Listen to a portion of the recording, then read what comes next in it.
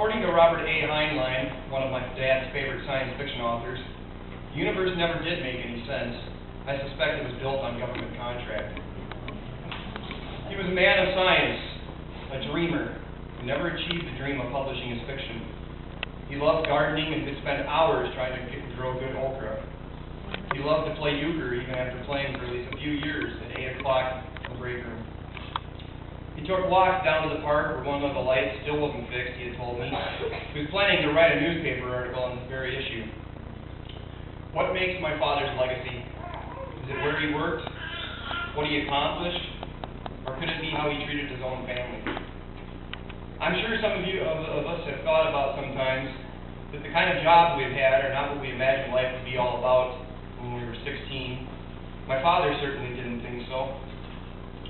He told me not too long ago that he remembered being 16, sitting on his mother's back porch and wondering where his life would take him. He never wanted what life threw at him. One of the early comedians on Saturday Night Live, the show my father watched back in these days, Gilda Radner, says it best. I wanted a perfect ending. Now I've learned the hard way that some poems don't rhyme and some stories don't have a clear beginning, middle, and end. Life is about not knowing, having to change, taking the moment and making the best of it, without not knowing what's going to happen next. A person's legacy is how they live and love their family, and he loved his family very much. He never wanted a Christmas card. He would rather see you face to face for the holidays. In that respect, he succeeded. He succeeded at teaching me values while being one of my pillars. These are values, lessons, which I can now impart to others. As some of you may know, he had a real desire to become an author.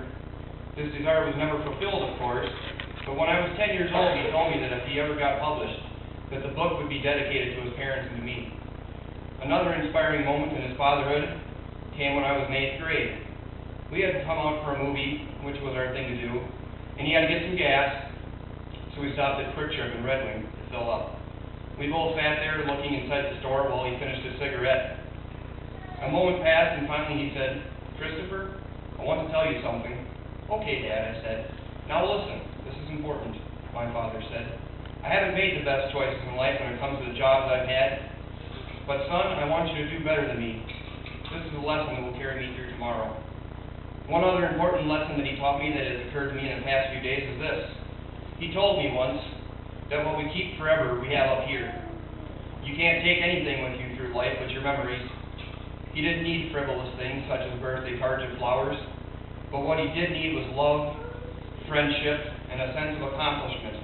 That was all a person needed.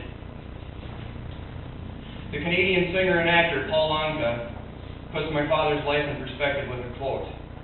"And now the end's near, and so I face the final curtain. My friends, I'll say it clear. I'll state my case of which I'm certain. I've lived a life that's full. I've traveled each and every highway. And more, much more than this, I did it my way."